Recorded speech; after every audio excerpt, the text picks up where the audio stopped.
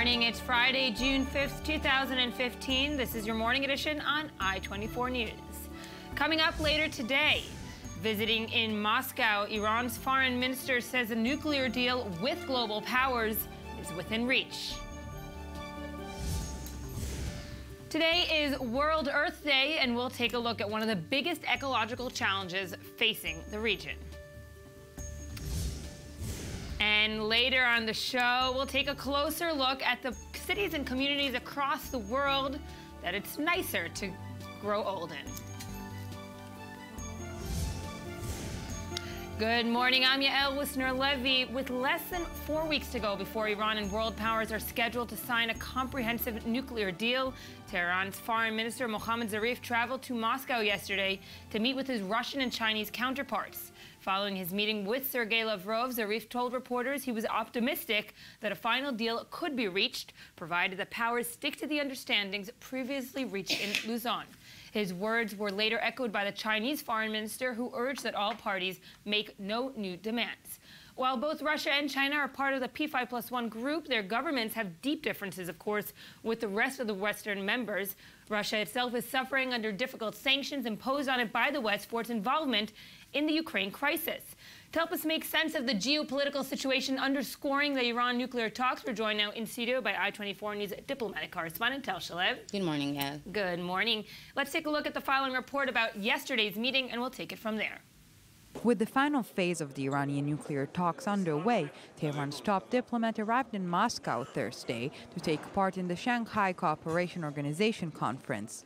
Mohammad Javad Zarif is expected to hold a series of talks with his Russian and Chinese counterparts, with the looming nuclear deadline front and center. Despite the ongoing negotiations, Zarif criticized the West's approach to fighting extremist groups. What is more dangerous is the illusion of certain regional and outside actors who assume they can use these groups to obtain their strategic goals. Without them, these neo-terrorists would have never been able to make such advances. On Thursday, Zarif's deputy, Abbas Arghachi, was quoted as saying that important progress was made towards a final deal, which is still being negotiated in Vienna. It is still unclear whether U.S. Secretary of State John Kerry will attend this final round of talks due to his recent cycling accident. Meanwhile, a U.S. Defense Department report published on Bloomberg indicates that Iran is continuing to develop technologies that could be used to develop nuclear weapons. According to a Pentagon assessment, the Islamic Republic is also working to produce weapons such as ballistic missiles, even while it is engaged in negotiations with 6 world powers. The deal be reached today. No question. We're also joined from Moscow by the Moscow Times journalist Gabrielle Tetreault-Farber. Good morning, Gabrielle. Thank you for joining us. Thank you. So, of course, it's not every day that we do see the foreign minister of Russia meeting with the foreign minister of Iran. We do know those ties are good. In light of a deal between the West and Iran, where is Russia standing? Does it have to be, of course, with the P5+1? Russia has always had an interesting position on Iran and different international issues like Syria as well. In April, Russia lifted a ban on the S-300, delivery to Iran of the S-300 missile defense systems. There's some countries that weren't too pleased with that decision. Russia used to deliver these weapons to Iran in 2007, and a ban was imposed in 2010 under what you could call Western pressure. So with the renewed deliveries of these weapons that haven't started up yet, but the agreement is there. Some countries think Russia has gone a little bit too fast down that road. But Sergei Lavrov has been very positive about the prospect of having a deal by the end of the month. Do you think, though, that the communication between Russia and Iran is more about the S-300 and political and defense ties between the two countries? Or does Russia isn't intent, of course, on having a P5+1 deal just as the Western powers are? I mean, right now it looks like that is the case. Sergei Lavrov has said he's very positive about the deal. It seems like that's something he agrees with the West on, which hasn't always been the case. Last year, after the annexation of Crimea, by Russia, there was indication that Russia would use these negotiations as a way to get back at the West for the sanctions, which is something it has done on other international issues. Russia is a country that really rejects the unipolar world it always talks about. It's a country that wants to be heard on the international stage, and when it all goes the West's way, Russia feels like it's being left out. But I think on this issue, at least, there is some common ground. Gabriela, stay with us. I want to bring this discussion here into studio. Tal, of course, talks between the powers did resume in Vienna in light or maybe in despite the meeting between Lavrov and Zarif. Where are the talks headed right now? I don't think there's any contradiction at this point between Russia's position on the P5+1 and Russia getting closer to Iran. The relationship between Russia and Iran is a long-time relationship, one that has been standing alone and has been an obstacle to the unity inside the P5+1, but not one that we have heard recent complaints about from other members of the P5+1.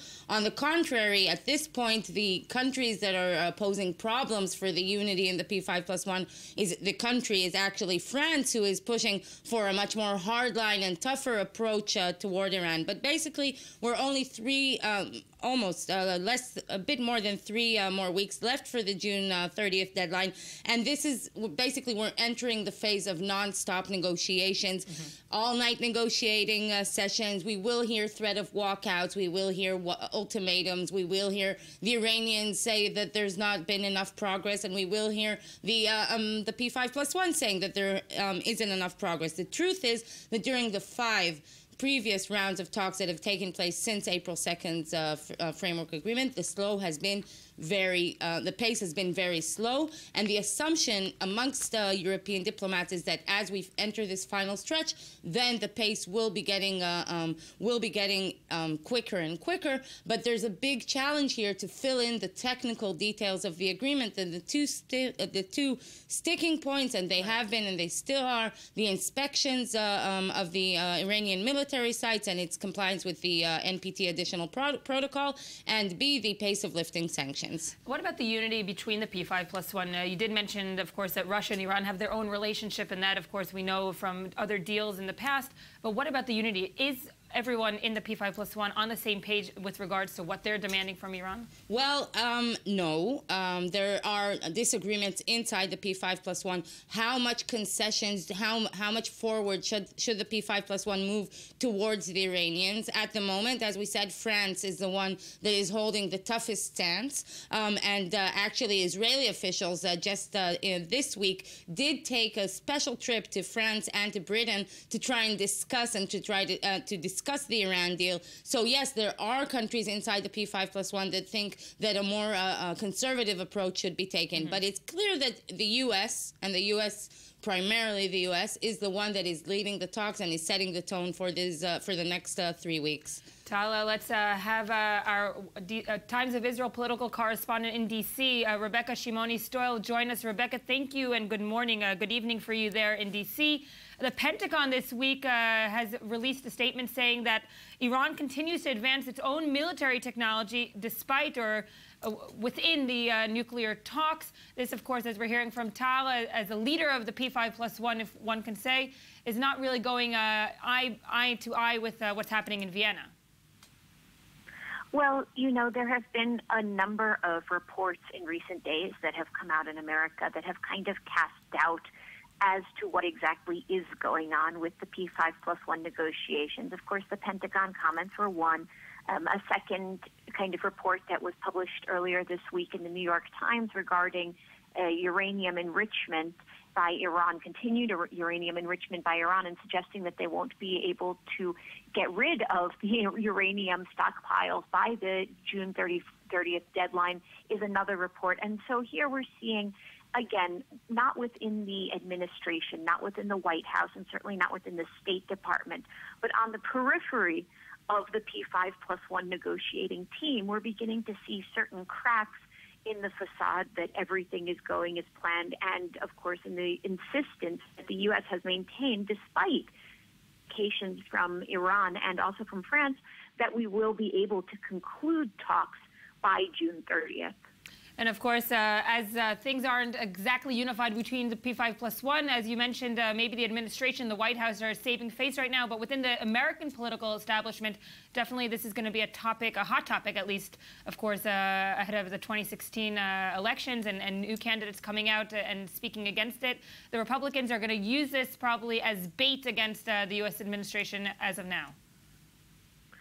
Absolutely, and one of the biggest challenges is going to be for the leading Democratic contender, Hillary Clinton, to try to figure out where she positions herself on this very sticky issue. In some senses, bringing Iran in out of the cold could be spun as one of the most significant contributions of her State Department career. She was, of course, Secretary of State during Barack Obama's first term in office. On the other hand, if these negotiations do not go well, or if the American public remains as it is somewhat dubious of Iran's integrity during these negotiations, the opposite effect could happen, in which Clinton is forced to sort of distance herself from the negotiations that she did actually help get rolling.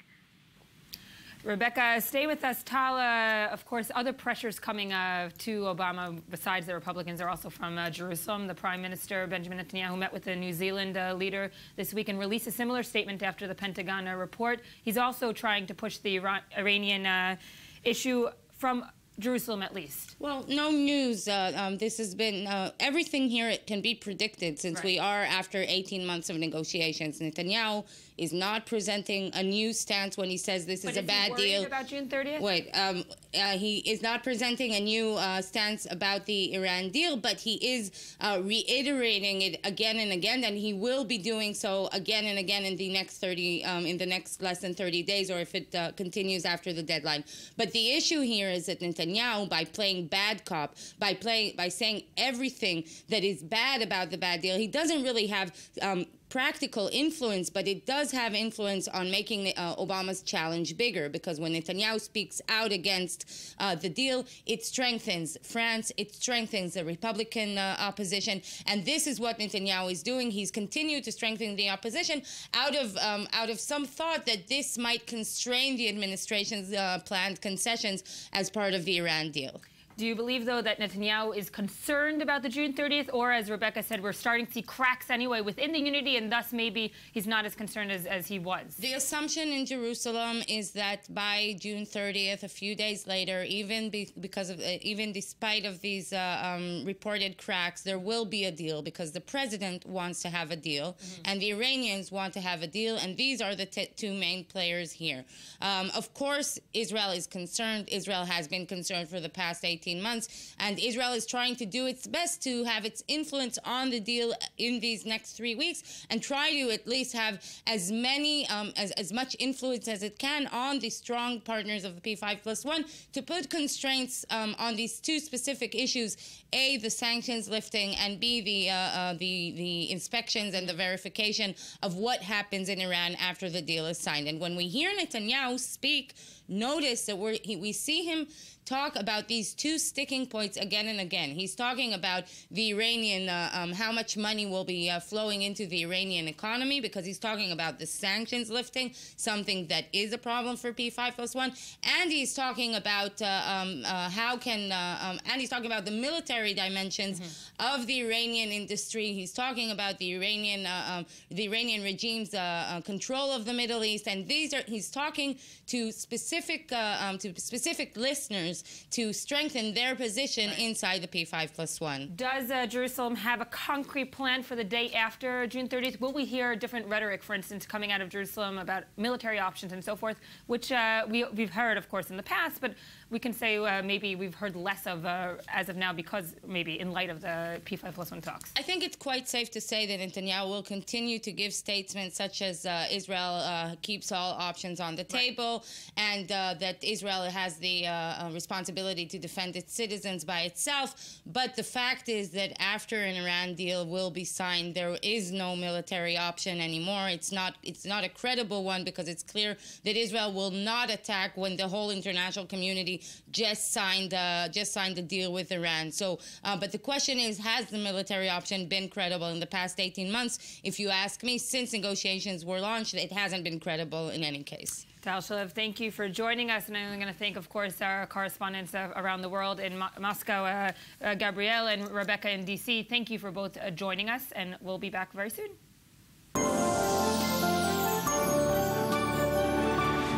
And now we say hello and good morning to Ami Kaufman, who joins us daily to discuss the news we've missed while scanning the headlines or the ones deemed worthy enough to print. Ami, good morning. Good morning, El. How are you? I'm good. I'm good. How are you? We're going to start with eastern Ukraine, sticking with Russia, of course. We've had some last 48 hours have been pretty tense. Yeah. New outbreak of violence after the ceasefire. It looks like it's going to break. At least 19 people have died, 5 Ukrainian soldiers and maybe about 14 separatist rebels. And the Ukrainian president, Petro Poroshenko, warned of a possible large-scale offensive by these separatist forces. So, and I think we also have a report. Yeah, let's take a quick look at this report. A dramatic escalation in East Ukraine after months of a tense ceasefire. Ukrainian troops and pro-Russian separatists fought their first serious battle in months. According to Ukraine's defense ministry, rebels attempted to take over an eastern town but were pushed back. Ukrainian President Petro Poroshenko warned of a, quote, full-scale invasion from Russia. At the same time, colossal threat of renewal of full-scale military actions by the Russian terrorist group remains. Now in the territory of Ukraine, there are 14 Russian tactical groups with total number of personnel exceeding 9,000 servicemen. Concentration of the Russian servicemen near the state border is bigger by half than a year ago. Footage released by the Ukrainian media showed a car badly damaged by shrapnel with 2 bodies inside. At least 5 Ukrainian servicemen were killed in the past 24 hours in the fighting. Fearing the embattled East could fall into crisis once again, Germany today said it will do everything in its power to prevent a further escalation. Germany, which helped broker the Minsk truce agreement, said its implementation remains a possibility. We must prevent falling back into a situation of escalation, and we must ensure that the entire Minsk process does not derail. That's why we expect all sides, especially the separatists responsible for the violation of the ceasefire last night, to return to the Minsk deal. This week, the Ukrainian military said that about 1,000 Russian-backed rebels had tried to advance with tanks west of Donetsk in clear defiance of the ceasefire deal. So, Ami, of course, it depends where you're reporting and who you're reporting for, right? That's a very good point. I think I thought we'd take a look at how RT, which is a Moscow, Kremlin-backed media outlet, how they're looking at this. And if we bring up the headline, look at the wording of this headline. The timing of the Kiev-provoked Donbass tensions linked with looming EU summit. Okay. Kiev-provoked. Now, Donbass is, of course, the province where Donetsk is. This is where all the action is basically happening. And they're saying that because of the June 25th to 26th EU summit, this is why this is happening. The European Union is looking to extend its broad economic sanctions against Moscow over the Ukraine crisis. That's how RT is reporting this event. This is really taking a swipe not only, of course, at Kiev and the wider Ukraine, but also at Europe as a whole. Everybody is at fault here. Not them. This is all because of the Kiev-based, and of course they're backed by Americans and the Western Europeans. Gabrielle is still with us from the Moscow Times. Gabrielle, thank you for staying with us. Of course, as Ami said, it really does depend what newspaper you're reading and when. Is the Ukraine also still a sticking point for the Russian government? Because unless there are tensions that reach or headlines that reach the Western world, it has died down in terms of media coverage in the West. Mm-hmm. It has, because actually the fighting has died down, I think, until recently, until actually this week. This has probably been the heaviest fighting since the ceasefire agreement in February. This is why it's sort of getting more attention now. But the position of the Russian government hasn't changed about this. When you have international organizations claiming that Russia is supplying financial aid or weapons to the separatists of eastern Ukraine, to the rebels, the pro-Russian rebels, Russia says, prove it. Russia says, you can't prove this, you accuse us of this, this is a setup to make us look bad. Kiev is actually the one trying to undermine this agreement. As you said, Russia presents this as, this is not our fault. Mm-hmm. We're being set up, and whatever you say of our alleged role in this crisis is really fathomed in a way to just keep these anti-Western sanctions going against us. And this is how it's presented in the state-owned media here as well.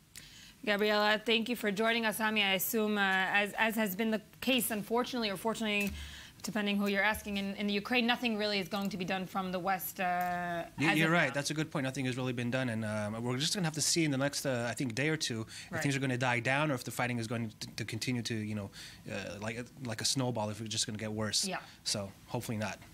Next another snowball. This is a big snowball, huh? Yeah, but there's a development this morning. Okay, I'm going to break it down for you. We're going to come to Israel. Prime Minister Benjamin Netanyahu is extremely angry over the decision of the huge France telecom giant, Orange, to sever its ties with Israel and its Israeli partner, which is called Partner. And I think we have a video of him saying, showing his anger with this decision. Let's take a look. The absurd of having the State of Israel, a democracy which upholds human rights and faces a barrage of rockets, and then bears immediate condemnations and boycott attempts, is unforgivable. A call upon the French government to publicly denounce the miserable statement and actions by a company which the French government partially owns. I also call on the best of Israel's friends to say loud and clear that they unconditionally object any kind of boycott of the Jewish state. Yeah, so he's pretty angry. And, of course, President Reuven Rivlin is also angry. He said he found it troubling. I haven't heard yet condemnations by the French leadership of the comments by the Orange CEO, as I've heard from Britain. And they're calling on the French leadership because the French government has stakes in the Orange. Exactly. They're part of the owners, yeah. So, but it looks like this anger might have worked because Israel's second largest red daily, Yediot Ahronot, has an exclusive interview with the CEO of Orange. And look at the picture. They even put it in orange headlines. I thought that was it. And I'll just translate quickly what's written in Hebrew. It's a picture of Stephen Richard, the CEO. He says, "I love Israel. I am very sorry." There you go. And of course, he says the typical, my words were misunderstood. When he's referring to what he said in Cairo. What does he say that he meant in Cairo when he said? He said that it's all about business. It has nothing to do with politics. Right. That Israel is not the only one that they are going to be getting out from. There will be other countries. It's all about business. And it's all about dollars and cents. He loves Israel, and it's Which is, I've been hearing reports. The Israeli media is reporting this morning that a lot of people have called on Orange in Israel and decided to disconnect. That's right. Literally. Not only in Israel, by the way, French Jews in France are also disconnecting from their phones back home. So this is this could get worse for Orange if they're not careful. And that's something that the Israeli governmental leaders called on the public yesterday to do, not within Israel, within France, said that could be the biggest point of disrupting any kind of business as usual. Right. Sounds like BDS, doesn't it? A little banning there, boycotting. I don't know. I don't want to go there. Okay, on to one of my favorite scandals, the FIFA scandal. Now, everybody talks about Sepp Blatter, but the real star of this scandal is Jack Warner, the FIFA representative from Trinidad and Tobago. He was a vice president of Sepp Blatter. A few days ago, we saw him posting a video and holding a fake headline from The Onion that said that America was going to host the games in 2015, and he was showing this. Did he not get the memo that The Onion is? He had no clue what he was talking about. He erased it afterwards, but everybody caught it, of course. Yeah, now he put out another video saying that his life is in danger. It's an amazing video. I'm going to show you like 30 seconds or 40 seconds of it because his accent is a bit thick. We'll try to see what we can use. All right. I have, as promised, compiled a comprehensive and detailed series of documents, including checks and corroborated statements, and have placed them in different and respected hands. I said to you before, by so doing, I have in effect placed the outcome of those matters beyond even my own reach. Retracting them is not an impossibility. There can be no turning back. These documents, treated by knowledge and involvement in the following matters: the link between FIFA, its funding, and me. The link between FIFA, its funding, and the United National Congress, and the People's Partnership Government. So he, of course, is talking. He's saying that FIFA has some influence in the recent elections that were in Trinidad and Tobago. Now he says? Now he says he didn't show any evidence right now, and he said, "I'm sorry that I didn't say it when it happened." He says he apologized in this video. He also said, "Not even death will stop the avalanche that is coming. The die is cast. There can be no turning back. Let the chips fall where they fall." First of all, he likes his colorful analogies, doesn't he? No reply. A poet, isn't he? Yeah. Quite a poet. No reply from Sepp Blatter yet about all this. He doesn't seem too scared, but I don't know what he's going to say. Well, we're all waiting. This is, as we said, we started with a snowball. This is, I think, one of the biggest snowballs. Sepp Blatter started last week with saying that nothing has been done, was elected for his fifth term. 4 days after he was elected, he resigned. There you go. So I think this is going to be the giving tree that keeps on giving. I personally cannot wait for my next Jack Warner video. That's what I'm looking forward to. I like the onion, though. That was a good one. Off to a horrible accident that happened in Ghana, in the capital, Accra. At least 150 people have died at a petrol station. First of all, this whole thing happened because of some massive rain, massive flooding that's going on. And these people, about 100 people, took shelter under the awnings of a petrol station. As a result of the flooding, there have been some power shortages, and there was a power shortage. And once a generator kicked in, there was some sort of spark as it kicked in, which started this whole fire, this whole inferno. Right under that awning, 100 people were burned, in seconds, and 50 more people approximately just in the surrounding area. What horrible tragedy. Horrible tragedy, and the numbers are still basically on the rise. It's just amazing. Wow. Off to the States. I'm sort of proud to be a Texan, but not exactly proud to be a Texan. I want your top 10 list of why you're proud to be a Texan afterwards. Yeah. Come on, it's a great state. Rick Perry has joined the race to run for president. That's reason number one. He's joining, of course, probably Jeb Bush, who has yet to announce. Who is a Texan family, Bush's Texan family, and of course Ted Cruz. Let's see who he's. The Republican list is getting amazingly long. Yeah. We have George Pataki, Ted Cruz, Marco Rubio, Lindsey Graham, Ben Carson, Rick Santorum, Rand Paul, Mike Huckabee, and Carly Fiorina. That's before Jeb Bush and Scott Walker. Right. That's over a dozen people. Jeb Bush can you imagine what the debate is going to look like there? I mean, juicy debate. Now I thought that we'd show. I didn't want to show the typical I'm joining the race video that he put out. I thought we'd go back to that wonderful debate that he had in 2012, the oops moment, where he had a clue what he was talking about. Let's see this because it's just perfect. And I will tell you, it's 3 agencies of government when I get there that are gone: commerce, education, and the what's the third one there? Let's see. You need 5. Oh, 5. Okay, so commerce, education, and the EPA. EPA. There you go. No. Is EPA the one you were talking about? Or? No, sir. No, sir. We were talking about the agencies of government. EPA needs to be rebuilt. There's no doubt about that. But you can't name the third one? The third agency of government, yeah. I would do away with the education, commerce, and let's see. I can't. The third one I can't. Sorry. Oops. That's cringeworthy. Oops. Those 4 letters. Oops. There you go. Ami Kaufman, you'll be back soon. Coming up next, we take a look at the best cities to grow old in. Now are the headlines. I'll be here in just a moment.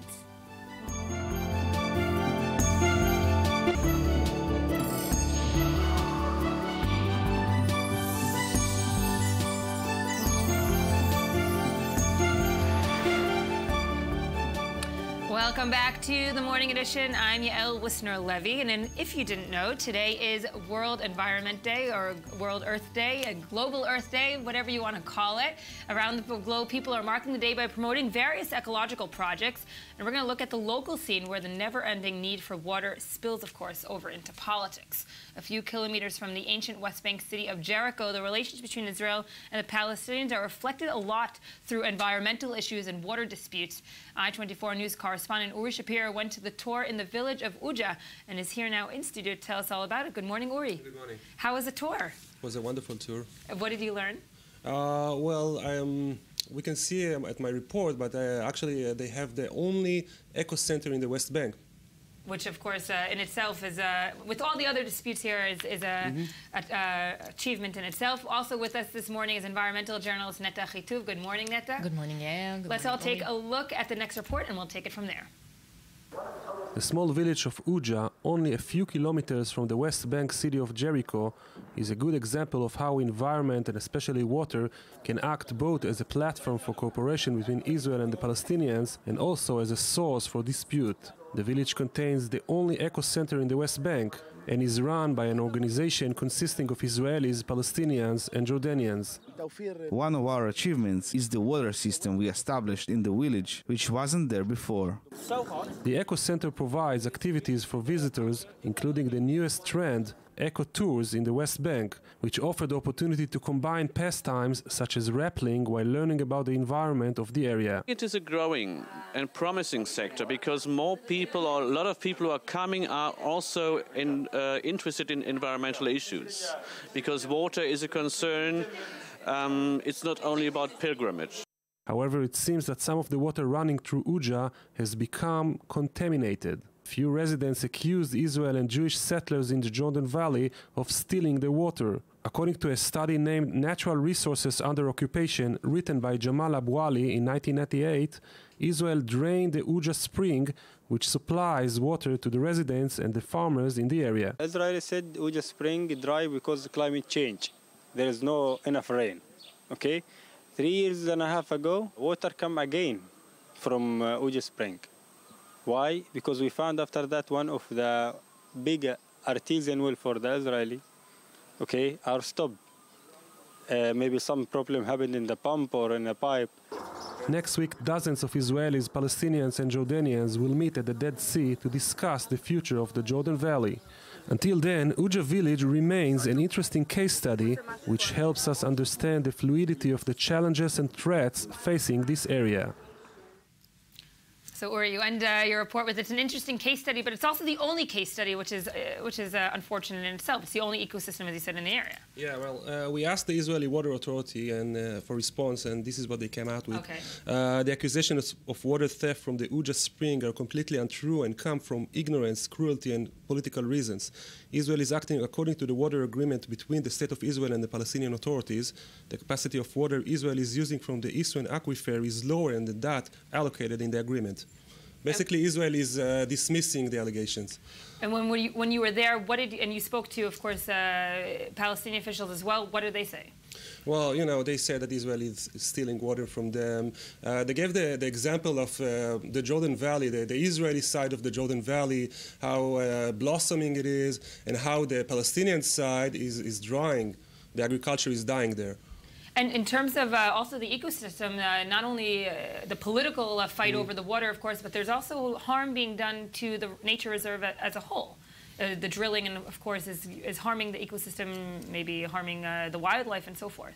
Well, yeah, it's a very huge subject in the Jordan Valley.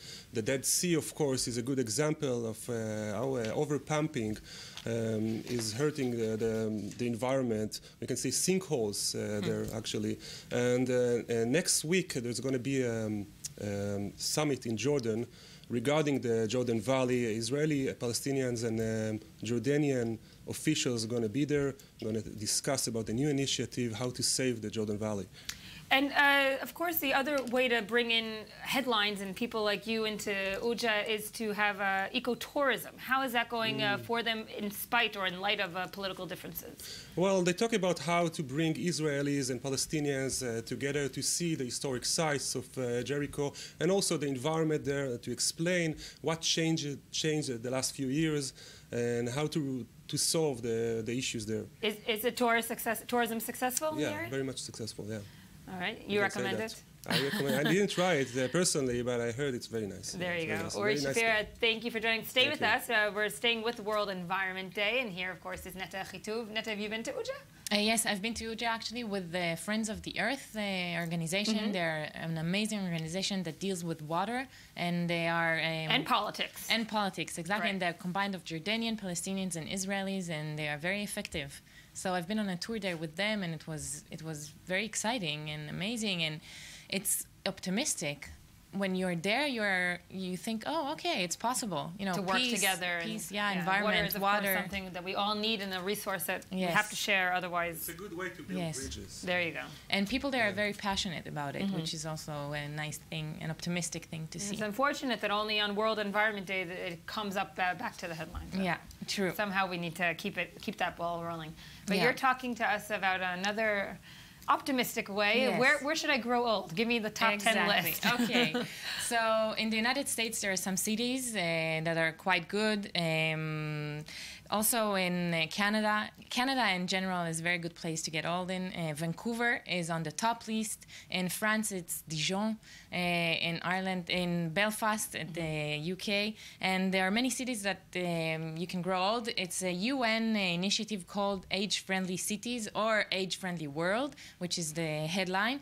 And they decided on a number of criteria that if the city has them, then it's a good city to get old in. Like what? What give me a criteria? It could be very simple, like shade, good public spaces, benches, safe crossing, good pavements, and it can be also more, sophisticated things like good health care that is close to your house, tolerance towards old people, hobbies, a variety of cultural activities and so forth. Do they bash any cities for being not age friendly? Do we have like the hated list of cities that are? No, but I can bash. Yeah, if you want. Tel Aviv is one of them. I started, dealing with this subject when my grandmother, at the last 5 years of her life, she didn't go out of the house. It was too hard. The public transportation is not very clear. There's no shade. I don't realize how it's like in the Middle East, we need shade. We are the country that we founded the Iron Dome, and still there is no shade. Which can be very cheaply and easily exactly. And solved. Also there is not a big tolerance towards old people in Tel Aviv, and we are aiming to change it. A group of people, architects and stuff like that, we gathered together, and we are now just starting this initiative on how to improve our city. Okay, and any way to help you out? I'll call you for a meeting. Call me. Okay. Another place that I'm sure is nice to grow old, but has nothing to do with growing old in Alaska. Yes, so there is a big oil drill. Actually, it's in Seattle now, but they're on their way to Alaska, and there are so many green organizations that are actually with boats around it, trying to block it from going to Alaska, because they say that in Alaska, if there is an oil spill, you can never clean it because the shape of the water and the island and things like that, it's impossible to clean it. To contain it even, I think, right? It just spreads. Let's take a look let's see the video. At this next video. Now is the people's hour. Loud chants for an unwelcome visitor. These environmental activists are here to protest the arrival of an oil rig in Seattle, Washington. The start of what could become a battle over Arctic drilling. We don't have successful oil spill recovery in the Gulf of Mexico. What makes anyone think we can do it in the Arctic? It's a really bad place to have an accident. Shell's Polar Pioneer costs an estimated $500,000 a day to run. It's one of 2 drilling rigs the company plans to deploy in the Arctic this summer. Greenpeace activists clambered aboard the rig as it crossed the Pacific en route to the city. The NGO wants to stop Shell drilling for oil off the Alaskan coast. The protest follows an announcement from President Obama giving the Anglo-Dutch oil giant the green light. Time is on no one's side. Shell wants to get its fleet to the Arctic as soon as possible so they can drill when the ice recedes. Industry leaders say exploiting the region's oil and gas resources is essential for business, consumers and employment. It isn't just the jobs that we're talking about in terms of the maritime jobs. It's our entire economy is still at a point in its development where we're enormously dependent upon fossil fuels. Shell says it has improved its safety plans since one of its rigs ran aground 3 years ago. These assurances cut no ice with protesters. We're outraged that the Port Commission granted a lease for Shell to park its oil rigs here. But principally, we don't want it to go up to the Arctic. So we're going to draw a line of resistance to prevent it from doing so. As the deadline for the Polar Pioneer to leave for Alaskan waters approaches, that line of resistance may soon be tested. Just 2 words about that. So Obama gave green light for that, and everybody is very angry at him. Because he's so green most of the time, so they're very angry. And the campaign against drilling in Alaska cost $6 billion already, but with no success. Against? Yes. Wow, $6 billion. Yes. And this is all NGO money. Yeah. NGO money. Like all the organizations all over the world are against it, and especially American organizations that are quite, they have money. Has the oil company budged or tried to? Do you see any kind of leeway for this not happening? No, they're really, secure with their position, and they're going for it. Well, they have the backing of the U.S. president. Exactly. You don't really need much more than that. And meanwhile, in California, so it's so important not to drill because, as we can see in California, for the past 48 hours, people are trying to clean, the famous beaches of California. There is a spill there. Nobody knows the source of it. They think that maybe it's a leak that happened a week ago in Santa Barbara, a pipe leak, but nobody knows for sure. So there's no surfing, no tourism, nothing in the beaches of California. It's quite sad, as you can see. Have they already 10 seals were rescued, but many others died. And they can't even estimate the damage yet. I mean, this is something that's ongoing. Yeah, it's an ongoing And the thing with oil spills, of course, it's long-term damage. Yes. There is short-term, as animals and wildlife, but there's much long-term damage that people don't even realize. Yeah, there is. Actually, in Santa Barbara in 1969, there was the biggest oil spill in the history of the United States, and still we feel the effect of it. Of course. Yeah. Wow. Yeah. And in Botswana? Yeah, and in Botswana, there are elephants. We can watch them. They're really sweet and beautiful animals. So let's watch them, and I'll talk about it afterwards. Okay, let's take a look. The Chobe River is a piece of elephant paradise. Massacred in their tens of thousands for their ivory tusks, the continent has fewer than 470,000 left. But here in Botswana, with its unfenced parks and wide open spaces, about a third of Africa's wild pachyderms have found their sanctuary. These animals are highly intelligent. When they're being disturbed in another area, they will move to where they know they're going to be safe. And in the case of Botswana, a lot of our elephants are essentially political refugees, fleeing persecution in neighboring countries. The secret to this success is sheer political will. Slightly bigger than France and with a population of just 2 million, Botswana enjoys immense expanses of wild terrain, from the Kalahari Desert to the Okavango Delta. And the government has prioritized quality ecotourism as a sustainable source of income, even more so than its diamonds. Last year, the government banned commercial hunting and has adopted a zero-tolerance approach to dealing with the ongoing poaching that has plagued so much of southern Africa. Man and beast coexisting side by side doesn't always work. For some villages, elephants can be a crop-destroying menace. But by redistributing the wealth from state-sponsored tourism projects, like this park and cultural centre in the northern town of Kasane, Botswana hopes to protect its natural heritage. This is a mix between politics and environmentalism, because they say they have a zero-tolerance policy towards anyone trafficking elephants. Yeah, the animals are in the midst of a political, uproar in Africa, and also China is part of it, and between 2010 and 2012, 100,000 elephants were killed for their tusks. Yeah, so you can see... They find political refuge in Botswana. Yeah, exactly. They're political refugees, and you can see how when there is a policy, there is a change. Right. You can actually do something about it. So we're really proud in Botswana. And this is there is a summit about how to stop poaching in Africa, and there are 48 countries taking part in this summit, and let's hope that there will be actually, results. And changes, otherwise they are, of course, in danger of becoming extinct, the African elephant. The African elephants, also rhinos and tigers. Yeah. Well, if you say that you are willing to go to Botswana, then I trust you, and I'll come with you anytime. Let's go together. Let's go together. Netta Chituv, thank you for joining us. Thank you for being. Coming up next, we're going to have the best of the morning show. Planet Shark, Predator of Prey, are the only comprehensive shark experience to tour the world, has now arrived to the Middle East, and we were there. And also, we'll talk about Netflix's latest hit, 8 Senses, focusing on 8 strangers from around the world who suddenly find that their minds are united. We'll take a closer look. That's all for now. Of course, you can stay just here just in a few minutes. We'll have more of these morning's headlines. Have a great weekend here from the Jaffa Port.